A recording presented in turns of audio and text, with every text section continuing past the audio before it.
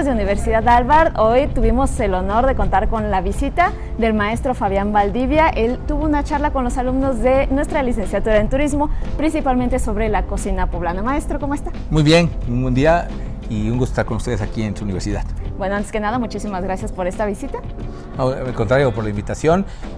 Fue una buena experiencia con los chicos y las chicas, estuvieron muy atentos, haciendo preguntas, y creo que el tema de la gastronomía, con todo y que parecería algo de lo que hablamos o estamos en un contexto muy cotidiano, siempre acaba siendo algo que motiva, que gusta y sobre todo pensando en términos de temas de turismo.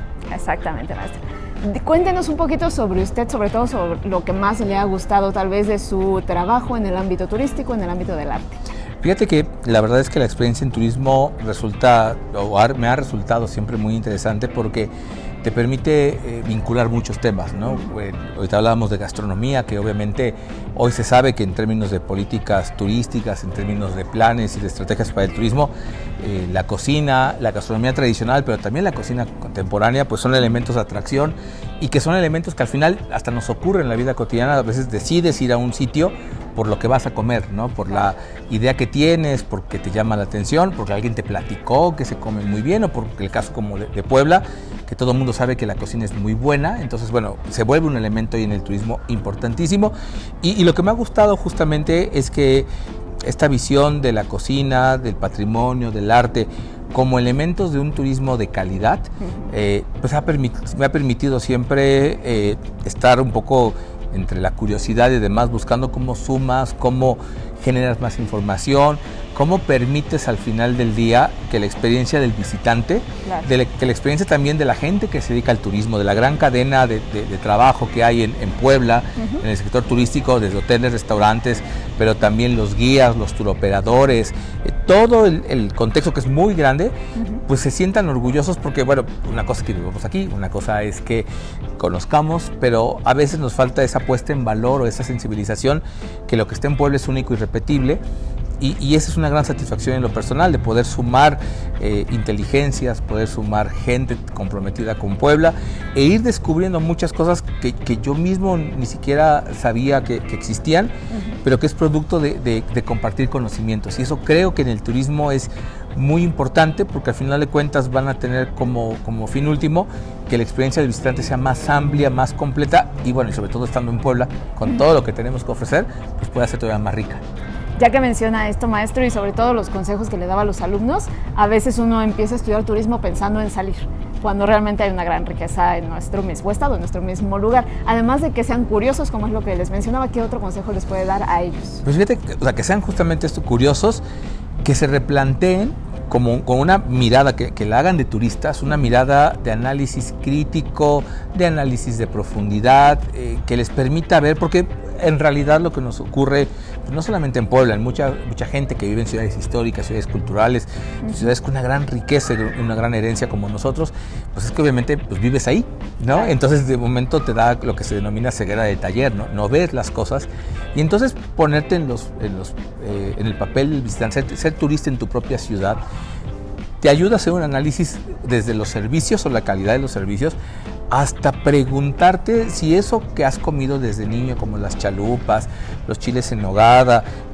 caminar la catedral, la palafoxiana, ir a una calle de los dulces que es tan extraordinario, ¿qué tan común podría ser o qué tan valioso podría ser? Y eso de cambiarte de posición te puede despertar muchas cosas, pero además en ese sector pues te permite hacer un análisis de la calidad, del cuidado y sobre todo del valor que tiene el turismo para la economía, ¿no? Para la ciudad, para el estado, lo que implica.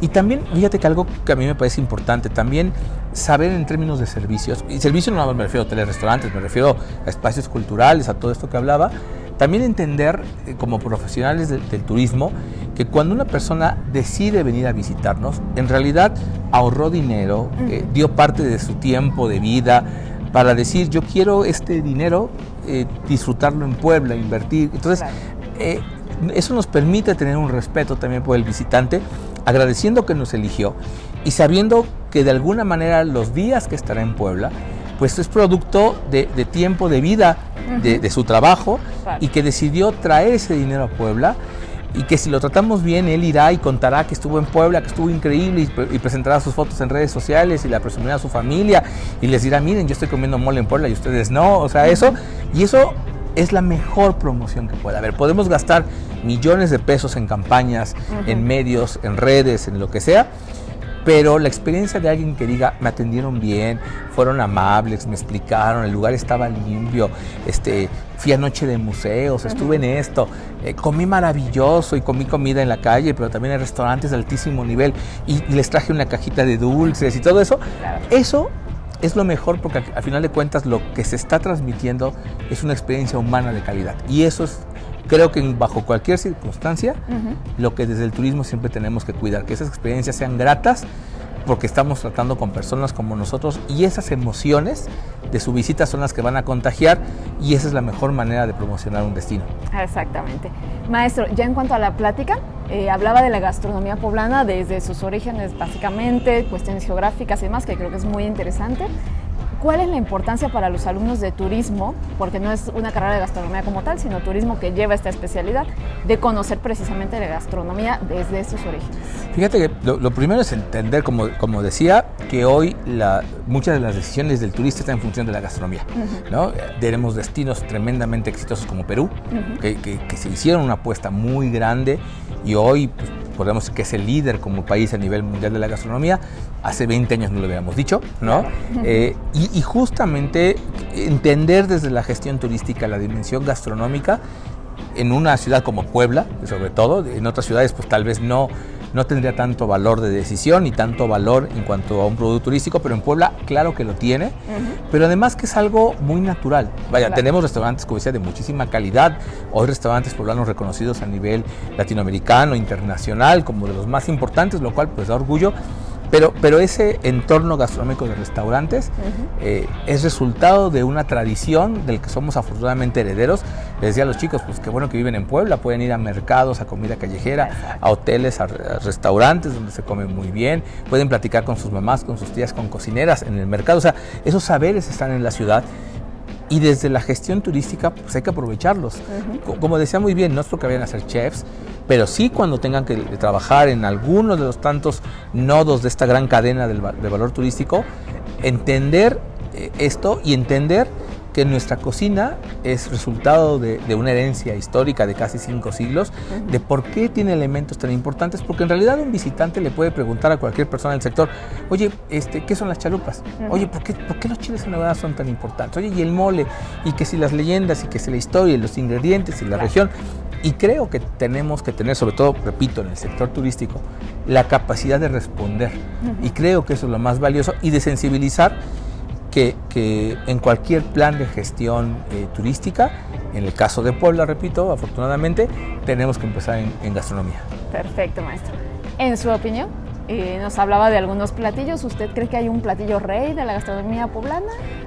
Fíjate, el chile en nogada, obviamente, por todas las connotaciones hasta de los colores de México, por la complejidad, por el tema del campo, es un gran platillo, que además esta idea de reunirte en familia para prepararlo, picar la fruta, limpiarla, todo eso, pues no ocurre con otro platillo en México. O sea, no ocurre que tengas que necesitar a la familia completa para estar picando y todo, y preparar la mesa y hacerlo durante varios días. Es que no ocurre en otro lugar. Hay muchos platillos de convivencia, pero no en ese sentido de preparación. Claro. Es un platillo muy complejo. Los chefs lo saben. Es un platillo que siempre hay debates, ¿no? Hay tantas recetas y sabores como cocineras y cocineros. Se ha puesto de moda, también hay que decirlo. Yo puedo decirte que malentendido, ¿no? Mucha gente que conozco que me ha dicho que el chile en nogada es un platillo que está sobrevalorado, y les pregunto cuántos chiles en nogada han comido en Puebla, y te dicen que no, que lo han comido en Tijuana o en Chihuahua. Le digo, a ver, no, pues evidentemente, sin denostar el trabajo de chefs de otros estados, pues va a estar mal hecho, ¿no? Por los ingredientes endémicos, por la frescura. Pero claro, es un platillo estrella, ¿no?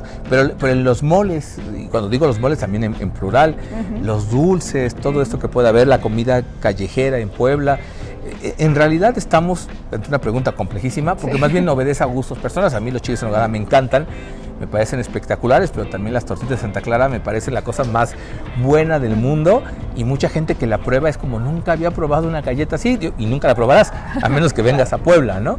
Entonces, creo que además me parece increíble que no podamos responder una pregunta así, porque tenemos una gran cantidad de respuestas, ¿no? Y eso hay que tomarlo en cuenta porque es lo que a final de cuentas se vuelve nuestro principal elemento de valor, la imposibilidad de decir que haya un platillo, porque tenemos muchísimos. Perfecto, maestro. Hace rato nos daba un consejo para los alumnos, ahora un mensaje para pues, la sociedad poblana en cuanto a nuestra cocina. Yo les decía, y me parece que es algo que tenemos que tomar en cuenta todos, una chica preguntaba qué hacer para proteger la gastronomía tradicional, porque siempre acaba siendo una reflexión o algo que preguntan muchos chicos, y yo decía, bueno, pues consumirla. O sea, no hay nada mejor. Presumir, proteger y recomendar tu puesto de comida callejera, tus chalupas preferidas, claro, tu panadería tradicional, digas, yo compro cocoles y conchas, y ir un día de preguntón o preguntonas, o sea, ser muy curioso. Los nombres, de momento la gente muy grande te dice, este se llama así, así asado, pero pues hay que preguntar, hay que ir a los mercados, es decir, no dejar de ser curioso y no asumir ni que entendemos ni que sabemos todo, y que ese todo pues cambia con las generaciones, ¿no? Entonces, la mejor manera de proteger es justamente consumiendo, siendo curiosos, caminando, preguntando, y hacerlo no como una tarea universitaria, una tarea académica, sino como una tarea cotidiana de saber que estos puestos en las colonias, la señora de la esquina que vende un chile atole, que vende unos esquites, la camioneta que pasa vendiendo el pan, o sea, todo eso es parte de una cultura poblana que tenemos que vivir, disfrutar, presumir, y que en la única medida que puede existir real de decir cómo puede continuar es comiéndolo. Hay un tema con las nuevas generaciones que por lo light, la grasa, claro, que no queremos que los niños coman, entonces les damos nuggets, que es la peor cosa que les podemos dar, claro, les damos pizza, y en vez de que digamos, bueno, y si les damos unos taquitos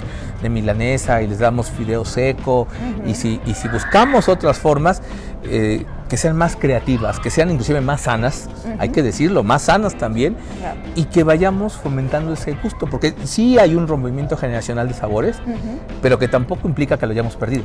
Más bien implica que tengamos como sociedad ser conscientes, y parece que digo algo que siempre se dice mucho, de que la mejor manera es consumiéndolo, es llevando a los niños a los mercados, llevando a las panaderías, que vean este sinfín de formas, colores, sabores, y experimentando, porque hay que presumir que estamos en Puebla. Y afortunadamente hoy, en el 2025, somos herederos de todo eso, y como ocurre con muchos casos, si no sabes administrar la herencia, la pierdes. Bueno, pues también tenemos que saberla, y pues lo mejor es eso, consumir lo local, recomendar la comida tradicional a otras personas que por alguna razón hayan llegado a comer, a probar, y hasta hacernos retos de, tal vez no me gusta esto, voy a intentar probarlo, claro, oye, esto, y en las escuelas, universidades, en los centros de trabajo, oye, y los esquites, lo platicamos mucho, pero hay que todavía fomentarlo más. Perfecto, maestro.